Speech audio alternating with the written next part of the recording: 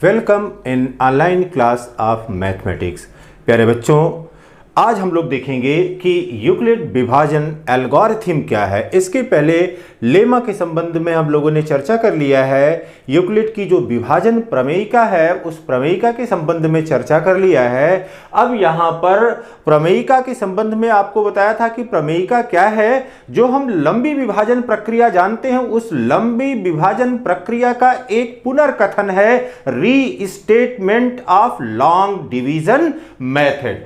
अब यहां पर देखिए एल्गोरिथम जो शब्द है वह एल्गोरिथम शब्द 9वीं शताब्दी में फारसी गणितज्ञ थे अल ख्वारिज़मी, उन्हीं के नाम पर इसको एल्गोरिथम के नाम से जाना जाता है। अब एल्गोरिथम क्या है?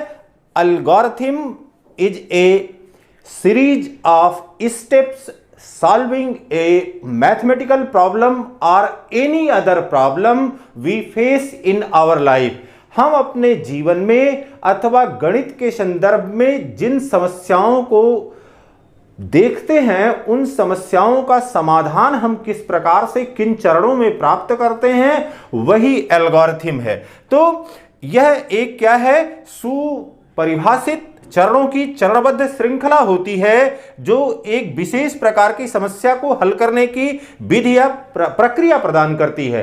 अब हम सो करके उठते हैं, हम अपने दिन भर के शेड्यूल बनाते हैं, उसमें कोई समस्या आती है या जीवन की कोई समस्या आती है तो उन समस्याओं का समाधान प्राप्त करने के लिए हम किन प्रकार के चरणों का इस्तेमाल करते हैं वही प्रक्रिया जो है एल्गोरिथम कहलाती है, कलन कहलाती है।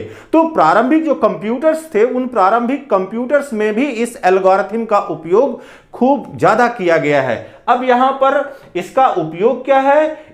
यहां पर यह दो पूर्णांकों के हाईएस्ट कॉमन फैक्टर को या ग्रेटेस्ट कॉमन फैक्टर को ज्ञात करने का महत्तम समापवर्तक ज्ञात करने की एक विधि प्रदान करती है या प्रक्रिया प्रदान करती है। अब प्रश्न ये उठता है कि इसके पहले हम महत्तम समापवर्तक ज्ञात करने की बहुत सारी विधियों के बारे में जानते हैं, जिसमें गुणनखंड विधि है या प्राइम फैक्टराइजेशन मेथड है या भाग करने की विधि है।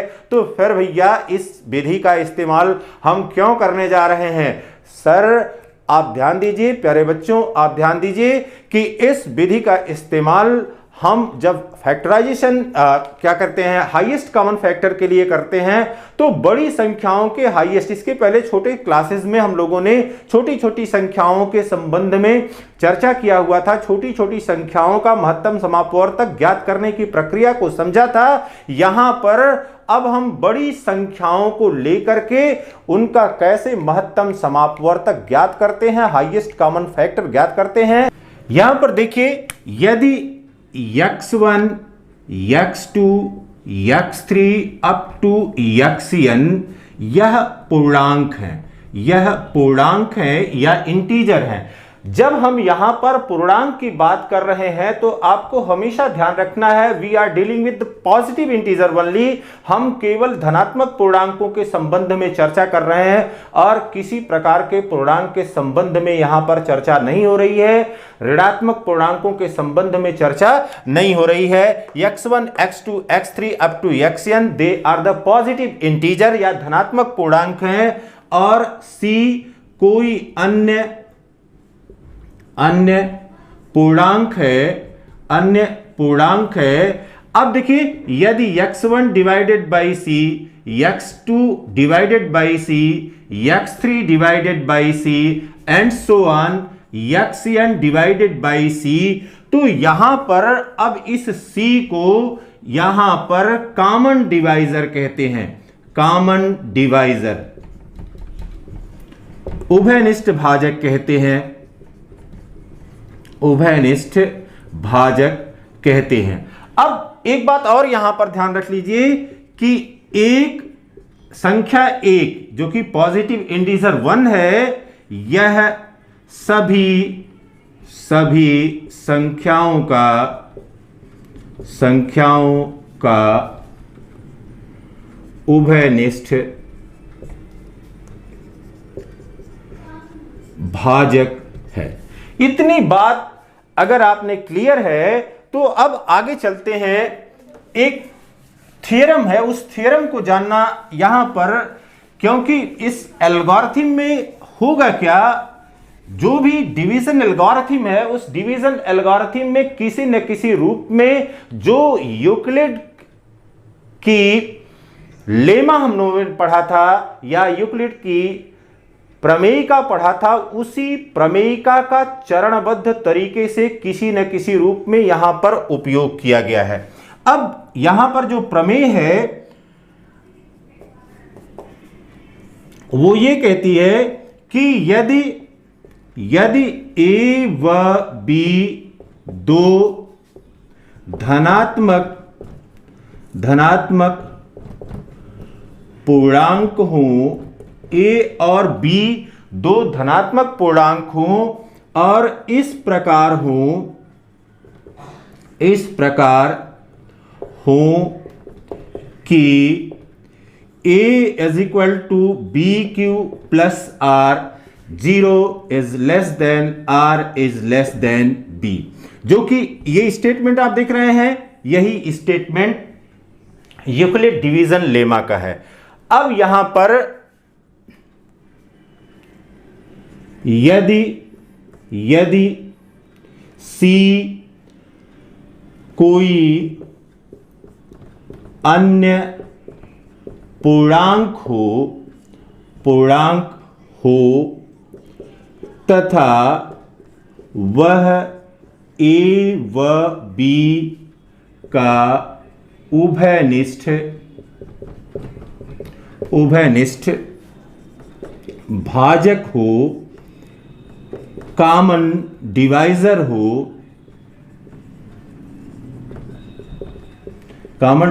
हो तो C B व R का भी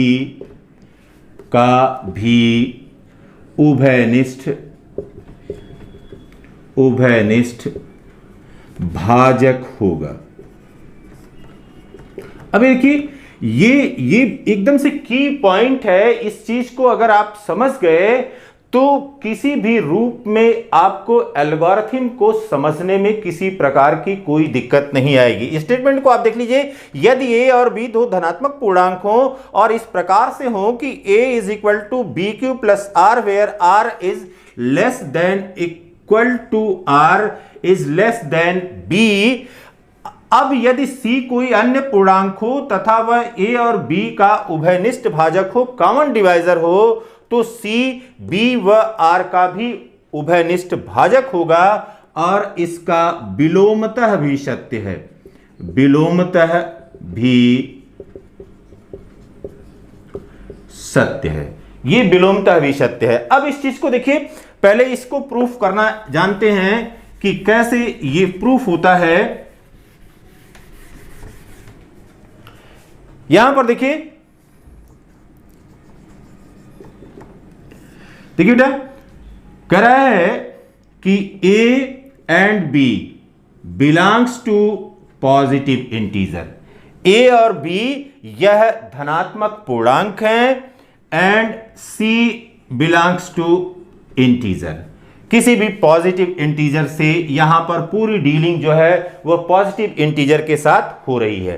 तो कह रहा है कि C जो है कोई अन्य पूर्णांक है और A तथा B का उभयनिष्ठ भाजक है। इसका मतलब है कि A को C डिवाइड कर देता है, इसी प्रकार से B को भी C डिवाइड कर देता है।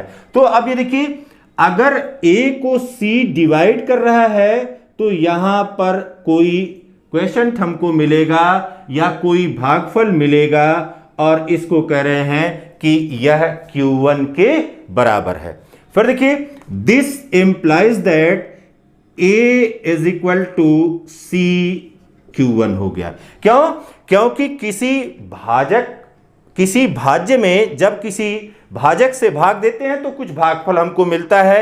A डिवाइड्स बाई C और वह क्वेसेंट Q1 दे रहा है। This implies that A is equal to C Q1। इसी प्रकार से देखिए, B जो है वो C से डिवाइड हो जा रहा है और यहां पर कोई दूसरा क्वेसेंट हमको Q2 मिल रहा है। This implies that B is equal to C Q2। अब ये देखिए बेटा, हमको समीकरण क्या है, मूल समीकरण हमारे पास है A is equal to B Q plus R. ये हमारा प्रमेयिका का इक्वेशन है, और इस इक्वेशन में अगर यहां पर मान हम रखते हैं, सबसे पहले तो इसको पक्षांतर कर लीजिए। R इज इक्वल टू हो गया A minus B Q. R is equal to A minus B Q हो गया। अब देखिए A का मान हमको क्या मिला है, A का मान हमको मिला हुआ है CQ1 माइनस B का मान मिला हुआ है CQ2 इंटू Q। अब यहां पर देखिए R इज इक्वल टू ये हो गया, R इज इक्वल टू, अब C यहां पर कॉमन है और ये हो गया Q1 minus Q2 and Q।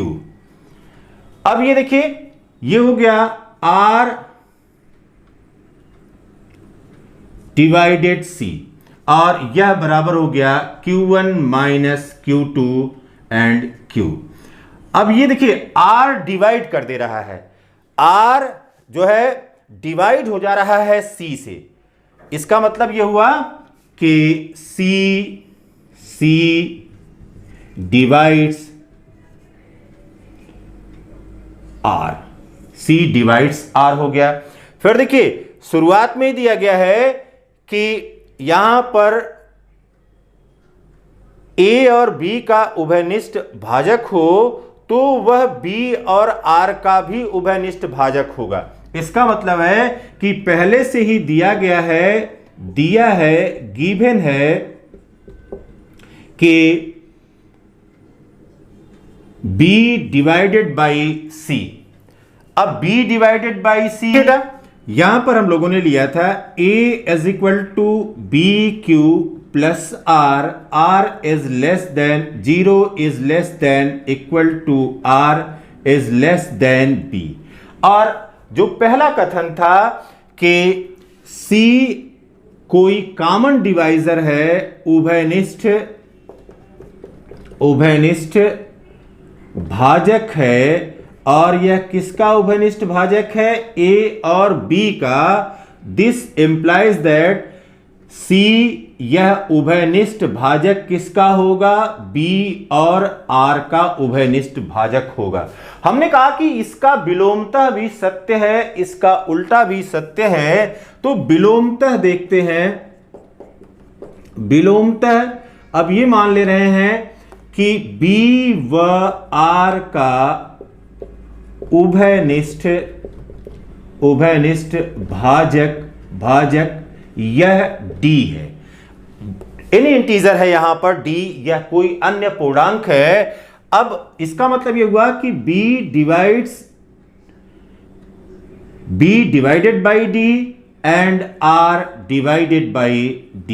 यह अगर उभयनिष्ठ भाजक है तो D B को भी विभाजित कर देता है और R को भी यह विभाजित कर देता है। अब यहां पर देखिए B divides D, this implies that B is equal to, यहां पर अब ये हो जाएगा Q1D। क्यों? क्योंकि कोई क्वेसेंट मिलेगा भाग देने की प्रक्रिया में, तो B इज इक्वल टू हो गया Q1D। इसी प्रकार से R डिवाइड्स D, R जो है R divided by D, this implies that R is equal to कोई अन्य क्वेसेंट Q2 है, Q2 एंड D। अब ये देखिए जो इक्वेशन हमारे पास था नंबर 1 इक्वेशन, इस इक्वेशन में A is equal to B Q plus R is equal to, अब B के स्थान पर लिखें Q1D and Q, plus R के स्थान पर लिखें Q2 एंड D। अब दोनों में यहां पर D है, कॉमन है, तो ये हो गया D, यहां पर आ गया Q1 Q2 plus Q1 Q and Q2। अब ये देखिए बेटा, यह a बराबर मिल गया, a बराबर d into Q1 Q plus Q2। This implies that a is divided by d। अब ये यहां पर लिख सकते हैं a is divided by d is equal to Q1 Q plus Q2। ठीक है, तो a यह किससे डिवाइड हो गया, d से डिवाइड हो गया, हमने प्रूव कर दिया। और साथ ही साथ हमने मान लिया है कि b यह डिवाइड किससे हो रहा है, d से डिवाइड हो रहा है। अब बताई गई थ्योरम को अच्छी प्रकार से समझने के लिए यहां पर दो अंक हमने लिए हैं, 63 एंड 42। और 63 का जो फैक्टर है उसको लिख लिया है, 42 का जो फैक्टर है उसको लिख लिया है। फिर a इज इक्वल टू 63 है and b is equal to 42 है। अब यहाँ पर देखिए 63 में जब 42 से भाग देने की प्रक्रिया कर रहे हैं तो एक बार जा रहा है, 42 एक कम 42, और यहाँ पर रिमाइंडर 21 हो जा रहा है। अब यहाँ पर देखिए, अगर इसको यूक्लिड लेमा के रूप में, यूक्लिड विभाजन प्रमेयिका के रूप में लिखें तो 63 इज इक्वल टू हो गया 42 इंटू 1 प्लस 21। तो यहाँ पर a इज इक्वल टू हो गया BQ प्लस R। ठीक है, अब BQ प्लस R हो गया है। अब यहाँ पर ये Q1 है और यह R1 है। फिर देखिए यहाँ पर अब यह B है, यह B अब 42 हो गया। अब देखिए 21 से 42 में भाग दे रहे हैं, 21 दूना 42, और तब जाकर के रिमाइंडर हमको 0 मिल गया। तो अब 42 इज इक्वल टू हो गया 21 इंटू 2 प्लस 0। अब इस चीज को समझिए, पहले जो बताया था कि अगर C कोई इंटीजर है जो कि डिवाइड कर रहा है,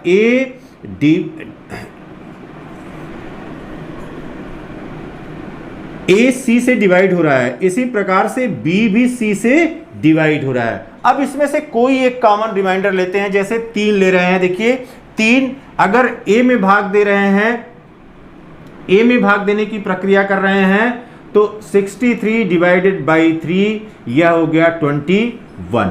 फिर देखिए B यहां पर क्या है, B है 42 है। अब यहां पर ये 3 से डिवाइड करें तो यह भी कितना आएगा, यहां पर आ जाएगा 14 के बराबर।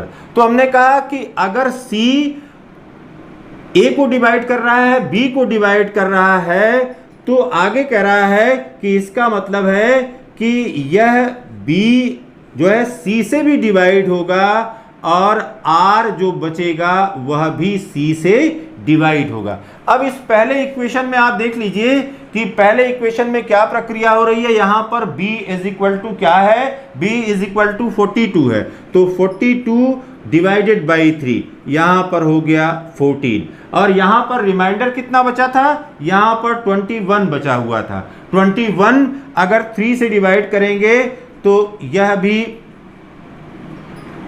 7 हो गया।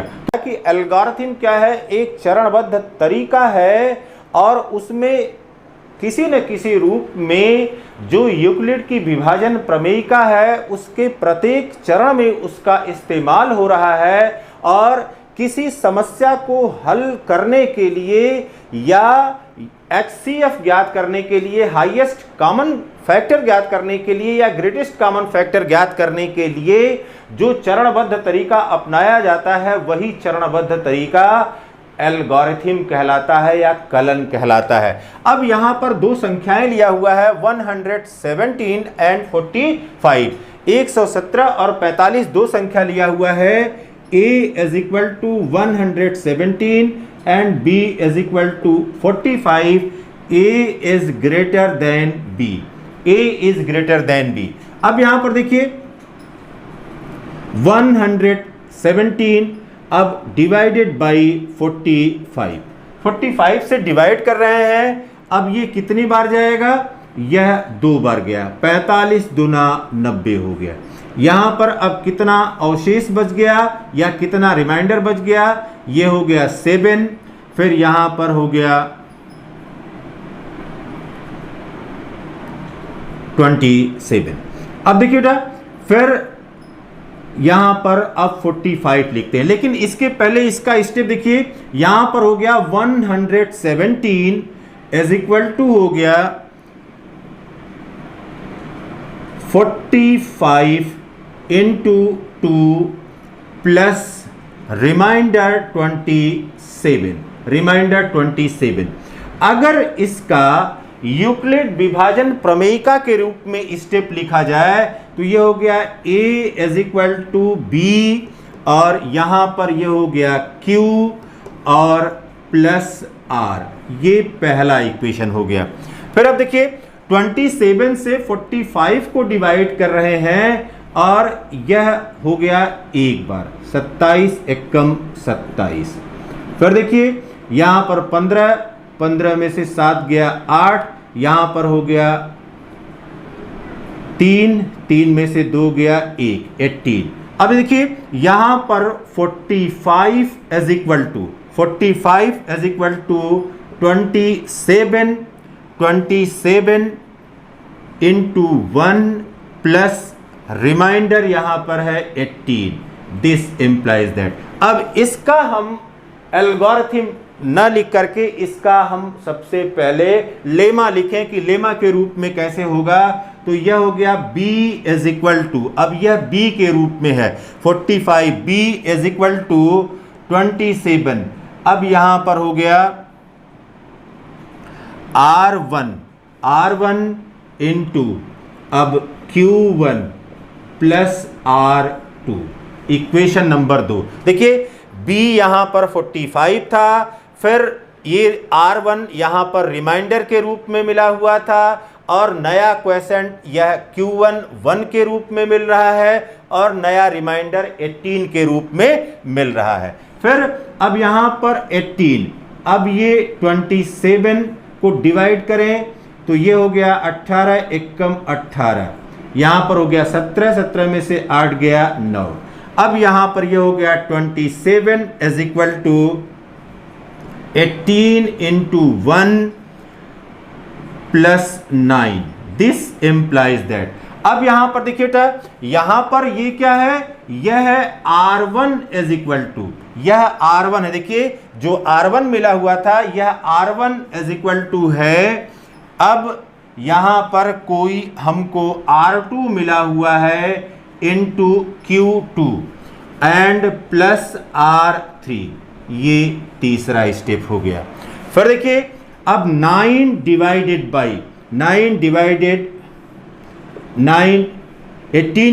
बाई 9, अब यहां पर हो गया 9 दूना 18 और रिमाइंडर यहां पर 0 हो गया। तो अब यहां पर आ गया 18 is equal to 9 into 2 plus 0। This implies that. अब यहां पर r2 इज इक्वल टू हो गया r3 is equal to r3 into q3 plus r4, और r4 यहां पर किसके बराबर है, 0 के बराबर है। तो यहां पर देखिए यह जो चरणबद्ध तरीका आपने इस्तेमाल किया प्रमेयिका का, प्रथम समीकरण, द्वितीय समीकरण, तृतीय समीकरण, चतुर्थ समीकरण, यहां पर देखिए यह इस प्रकार से क्रमिक रूप से आप इसका इस्तेमाल करते जा रहे हैं, और यह प्रक्रिया तब तक करते जा रहे हैं जब तक कि रिमाइंडर शून्य नहीं प्राप्त हो जा रहा है। जब रिमाइंडर शून्य प्राप्त हो जा रहा है तो भाग देने की प्रक्रिया वहीं पर समाप्त हो जा रही है, और जो लास्ट में हमको भाजक मिल रहा है वही भाजक यहां पर क्या कहलाता है, एचसीएफ कहलाता है, या हाईएस्ट कॉमन फैक्टर कहलाता है, या ग्रेटेस्ट कॉमन फैक्टर कहलाता है।